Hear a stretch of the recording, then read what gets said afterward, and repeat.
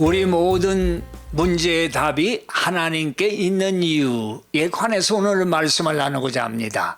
말씀은 역대하 20장 1절에서 13절의 말씀입니다. 여호사밧이 두려워하여 여호와께로 낯을 향하여 간구하고 온 유다 백성에게 금식하라 공포하며 유다 사람이 여호와께 도우심을 구하려 하여 유다 모든 성읍에서 모여와서 여호와께 간구하더라.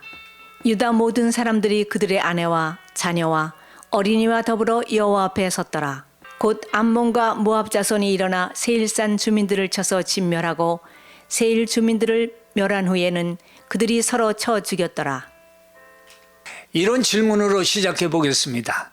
우리가 서로 얘기를 주고받을 때 눈을 어디에 둡니까?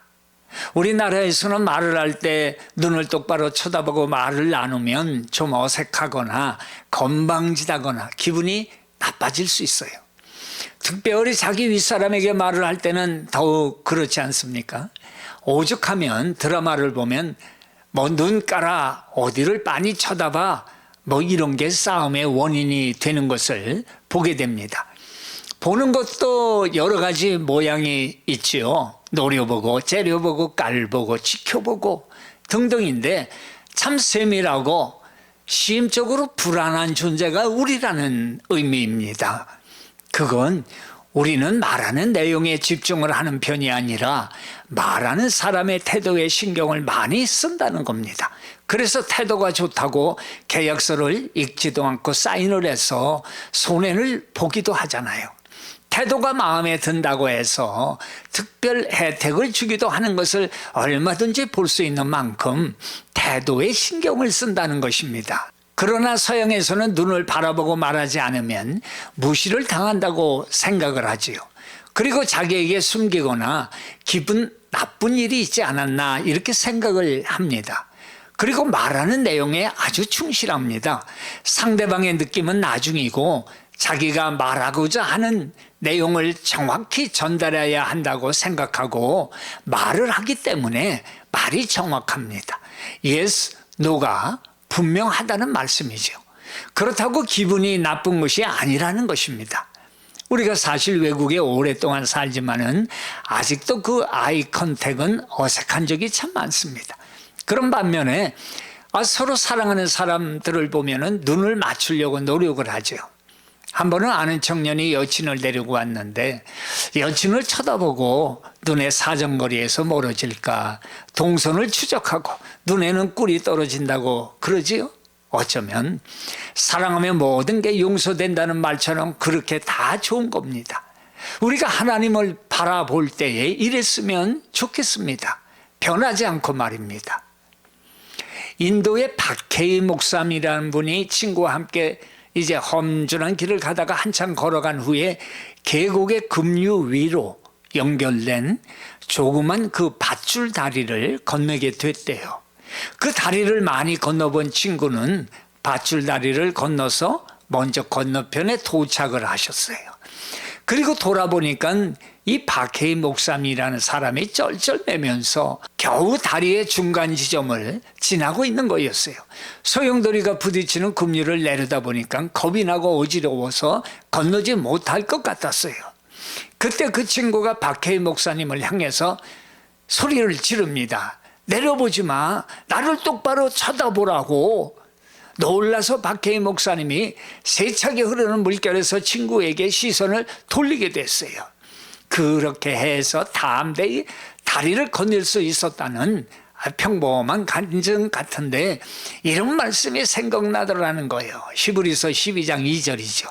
믿음의 주여 또 온전케 하시는 이인 예수를 바라보자. 저는 그 앞에 있는 즐거움을 위하여 십자가를 참으사 부끄러움을 개의치 아니하시더니 하나님 보좌 우편에 앉으셨느니라. 그렇습니다.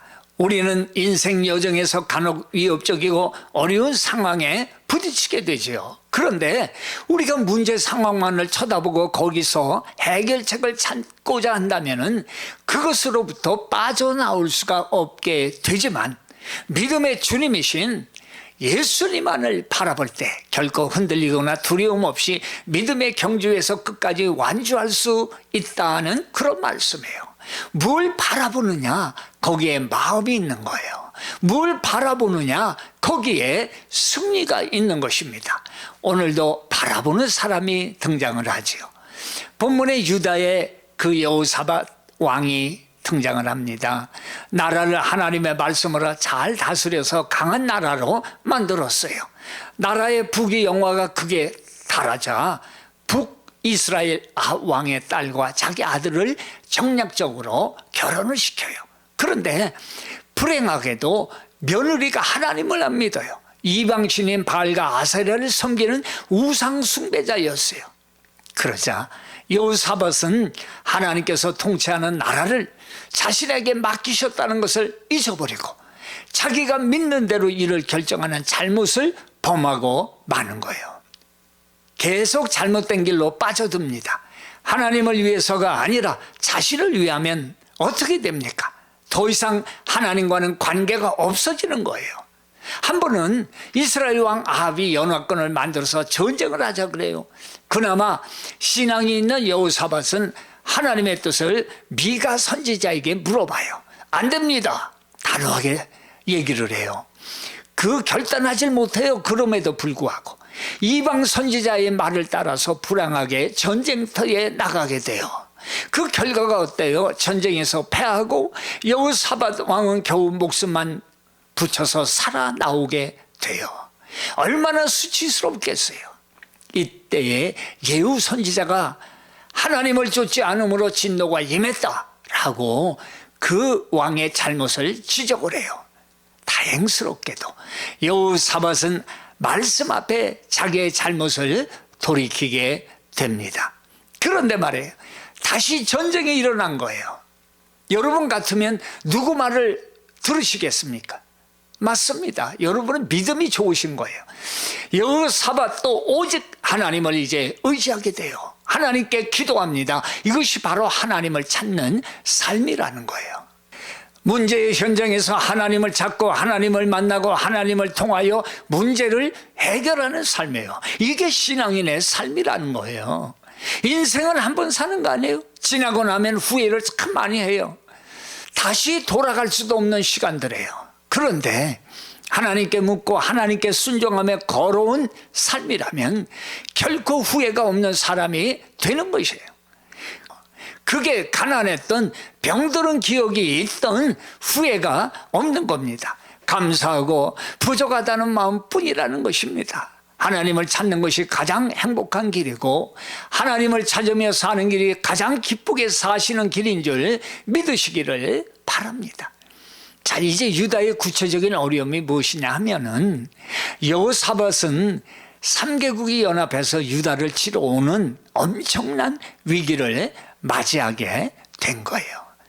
당시 전쟁은 군사의 숫자로 승패를 좌우하던 그런 시대였기 때문에 민족이 말살될 큰 위기를 만나게 된 거예요.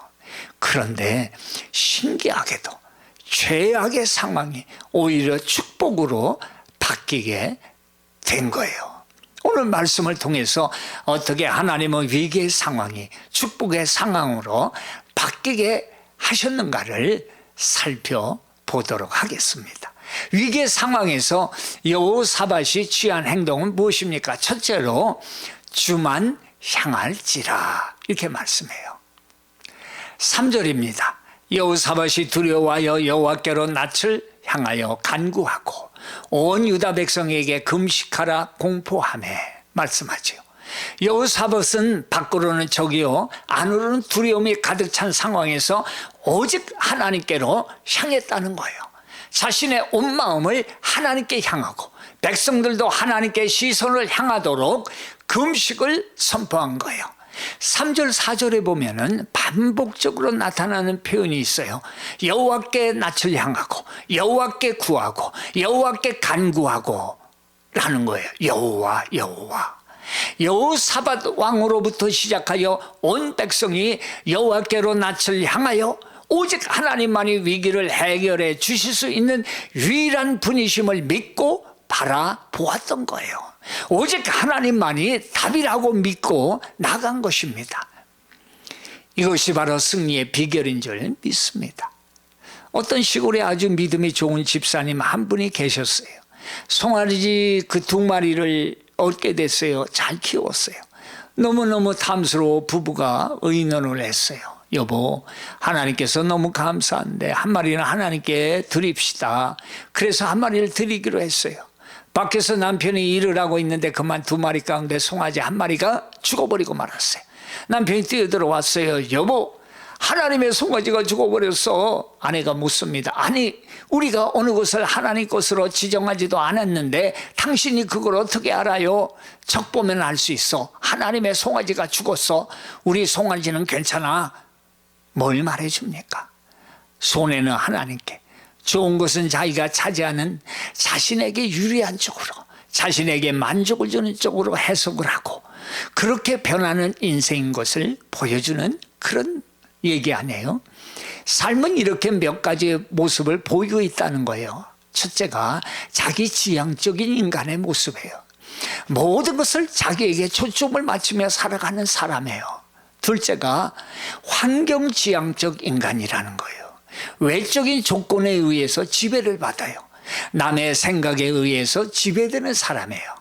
남이 하는 것을 하지 않으면 소외되는 것 같고 자존심이 상해서 견딜 수가 없는 사람이 여기에 속해요. 셋째는 하나님을 중심으로 모시고 사는 사람이에요. 모든 것을 하나님 말씀에서 하나님 편에서 순종하고 판단하는 기준을 가지고 살아가는 사람들이라는 것입니다.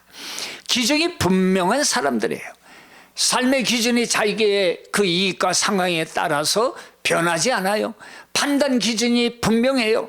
그러나 연약한 인간은 고통이 밀려올 때 고통의 상황이 크게 보여서 고통밖에 아무것도 보이지 않게 돼요. 사방으로 우겨쌈을 당해요. 답답함으로 심장이 죄옵니다. 결국 시선을 어디 다른 것으로 돌리지 못하고 그것만 바라본다는 거예요. 그러나 기억할 것은 엄청난 아픔과 고통이 닥쳐올 때에도 하나님은 여전히 존재하고 계신다는 사실이에요. 그러므로 하나님께 시선을 집중해야 살 수 있어요. 우리가 만나는 폭풍과 어둠, 우리의 시선을 하나님께로 향하는 길을 열어주심을 결코 잊지 말아야 한다는 거예요. 예수님도 고난의 잔을 놓고 오직 하나님께 향하여 하나님의 뜻을 구하지 않습니까? 여러분의 시선 어디로 향하고 계십니까?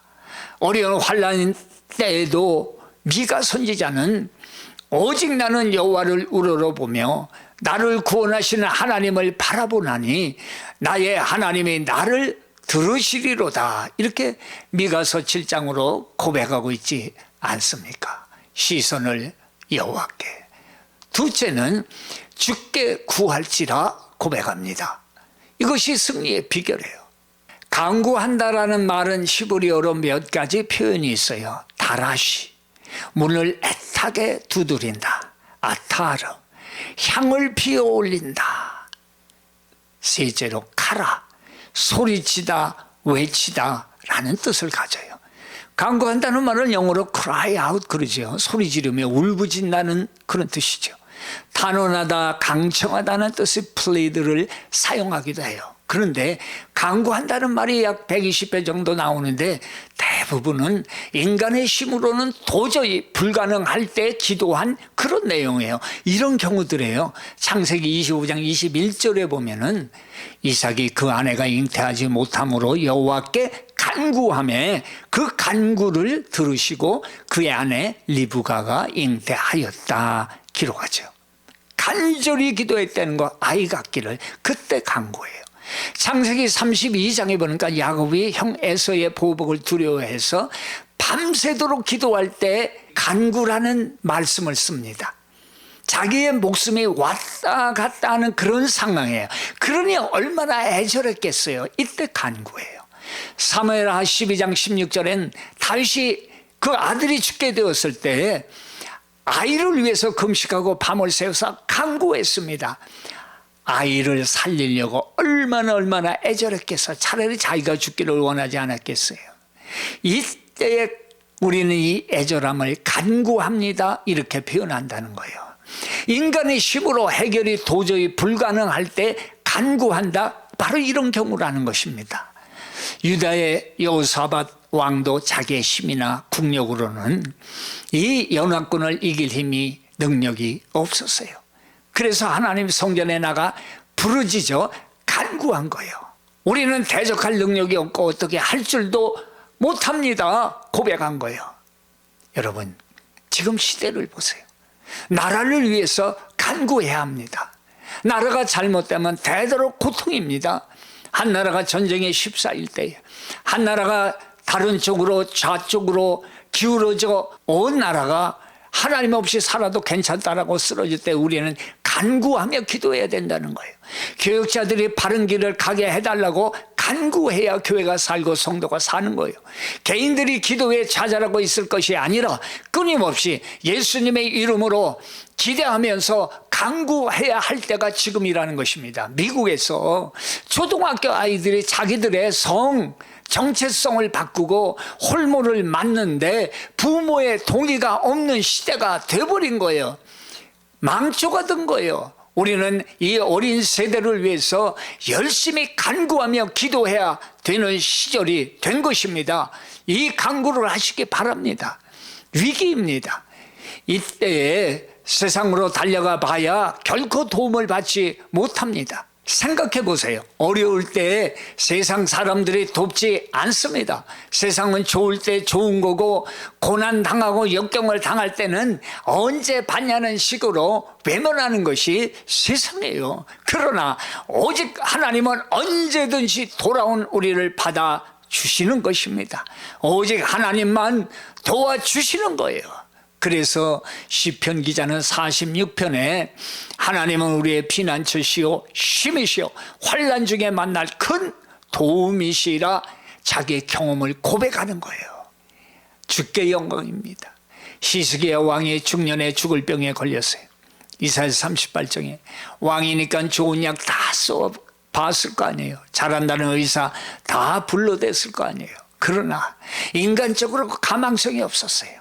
자신도 죽고 아직 왕자도 없이 가문도 망하게 되고 나라도 위태롭게 되어 버린 거예요. 절망이었어요. 그러나 그는 포기하지 않았어요. 이사야서 38장 2절에 히스기야가 얼굴을 벽으로 향하고, 이 무슨 말이에요? 세상을 의지하지 않았다는 거예요. 오직 하나님만 의뢰했다는 거예요. 그것이 바로 간구예요. 하나님 아니면 안 된다는 거예요. 도와달라고, 살려달라고, 이루어달라고 간절히 간구한 거예요. 바로 그때 하나님께서 도와주셔서 어떻게 돼요? 수명이 15년이나 연장되는 사실을 저나 여러분이나 이웃 다 알고 있잖아요. 자기도 살고 가문도 살고 나라도 살린 거예요. 어려울 때, 죽게 되었을 때 오직 하나님만 바라보니까 모든 문제가 일시에 완벽하게 다 해결된 줄 믿습니다. 그렇습니다, 여러분. 세상 살다가 위기가 닥쳐오면 무조건 죽게 달려가 오직 주만 바라보시기를 바랍니다. 제 얘기 잠깐 할게요. 저도 허리가 아파서 3개월 이상을 참 걷기도 불편하고 눕기도 불편하고 계단도 오르기도 힘들었어요. 통증이 상당했어요. 날마다 주 예수 이름으로 명령을 했어요. 나를 괴롭히는 이 더러운 질병, 이 시간 목숨을 놓고 떠나가라. 예수님이 나의 가난과 저주와 질병과 죽음을 위해서 십자가에서 죽으시고 부활하셨다. 강건할지어다. 부활절 다음 주일인가요? 아침에 마음이 그렇게 상쾌한 거예요. 통증이 사라졌음을 느끼게 됐어요. 예배 후 그리고 누워있는 그 집사님을 이제 신방을 가서 주님이 그 어려운 수술을 감당케 하신 집사님에게 믿음을 주셨어요. 눈물을 흘리며 감사하는 간정을 함께 나누고 기도했어요. 그러자 옆구리가 아파서 15일 입원하시고 태어나신 부인 되시는 여자 권사님도 함께 고침을 받게 된 거예요. 하나님은 오늘도 살으셔서 우리의 간구에 응답하시는 하나님이심을 믿습니다. 본문 4절 말씀에요. 유다 사람이 여호와께 도우심을 구하려 하여 유다 모든 성읍에서 모여와서 여호와께 간구하더라.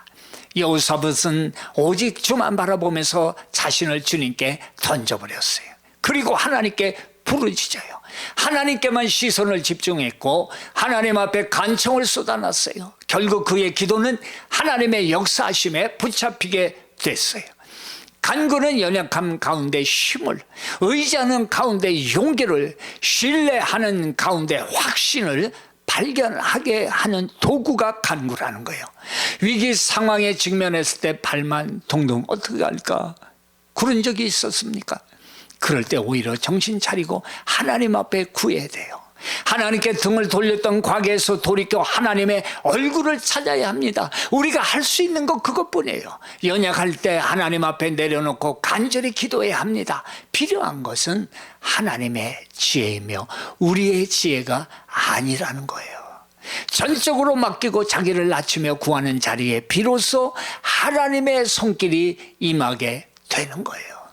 예수님은 죽음을 이기시고 부활하신 거 아니에요. 그러므로 오직 주만 바라보면서 간구하시기를 바랍니다. 세 번째로 주를 기대할지니라. 이게 승리하는 거예요. 꿈꾸는 죽장수라는 책에서 나오는 내용인데 김철호 씨가 저자예요. 이분이 올게니 목욕용품을 수입 판매해서 20억의 월 매출을 올렸었는데 IMF로 환율이 급등하면서 1998년 부도가 나서 망해버려요. 이제 어느 여자 앞에서 먹고 살려고 호떡 장사 시작했어요. 자신이 소중한 존재였고 호떡 장사지만 외식 사업가라고 생각하고는 항상 정장을 입고 호떡을 구웠대요. 근데 부인은 불행하게도 우울증에 걸려 병원에 입원했고 집에는 아이들끼리 있으니 어떡하겠어요. 가족을 생각하면서 열심히 일을 한 거예요. 일하면서 항상 우리가 선을 행하되 낙심하지 말지니 포기하지 아니하면 때가 이름에 거두리라는 갈라디아서 6장 9절의 말씀을 떠올리면서 다시 되게 하시는 하나님의 역사를 기대하고 성공하면 그 돈을 하나님의 나라를 위해서 쓰겠다고 소원한 거예요. 그런데 그 친구가 있었는데 요리학원 같이 열자고 동업했어요.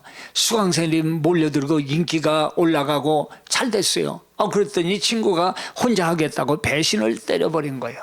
다시 빈 털터리가 돼요. 그러나 믿음으로 기도했어요. 기도하는 중에 죽을 만들어 팔라고 하나님께 지혜를 주시는 거예요. 6개월간 혀가 마비될 정도로 죽 연구를 거듭하고 2002년 9월인가 서울대학로 후미증 골목 2층에 죽 전문점을 낸 거예요. 입소문을 타고 소문난 맛집으로 자리를 잡았어요. 그때부터 가맹 전문의가 빗발쳐서 한식 브랜드 처음으로 1,000호점을 돌파를 했대요. 일반 음식점의 경우 창업 3년 만에 85% 이상이 문을 닫는데요. 죽 체인점은 폐업률이 1% 이하였다는 거에 성공한 거예요. 국내 최대 죽 전문 프랜차이즈인 본죽 얘기예요. 지금도 김철호 대표는 매일 1시간씩 기도하면서 하나님의 역사를 기대하고 있다는 거예요. 이게 중요한 거예요. 성공 후에도 기도하면서 기대하는 거. 또한 이 사람이 본사람 복지 법인을 만들어서 하나님이 기뻐하시는 나눔의 사역도 감당하고 있다는 거예요. 감사하지요. 본문 13절의 말씀이에요. 유다 모든 사람들이 그들의 아내와 자녀와 어린이와 더불어 여호와 앞에 섰더라. 여호사밧은 하나님의 역사를 기다렸다는 거예요. 그 결과가 어떻게 돼요? 역대하 20장 23절을 봐요.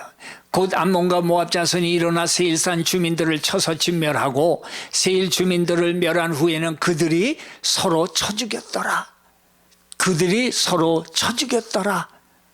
다시 한번 읽습니다. 그들이 서로 쳐 죽였더라. 여호사밧이 바라보았던 하나님은 모든 것을 다스리시는 하나님이에요. 구원의 능력이 있으신 하나님이시라는 걸 보여주는 거예요. 하나님의 지혜는 완벽하고 하나님의 계획에는 흠이 없는 거예요. 내 방법이 아니라 하나님의 방법으로 승리케 해주신 거예요. 전쟁은 하나님께 속했다고 말씀하지 않으십니까? 간구했다면 응답을 기대하시기 바랍니다. 영국에서 신앙의 자유가 제한되었던 때 이런 일도 있었대요. 허락을 받지 않고 설교했다는 이유로 감옥에 갇힌 젊은이가 있었대요. 무려 12년 동안 감옥 생활을 하는데 아내가 죽어요. 세 자녀는 고아가 돼버려요. 기도합니다. 하나님 너무 고통스럽습니다. 주님을 위해 할 일이 아직 남아 있습니다. 만약 제가 해야 할 일을 볼 수만 있다면 절망하지 않겠습니다.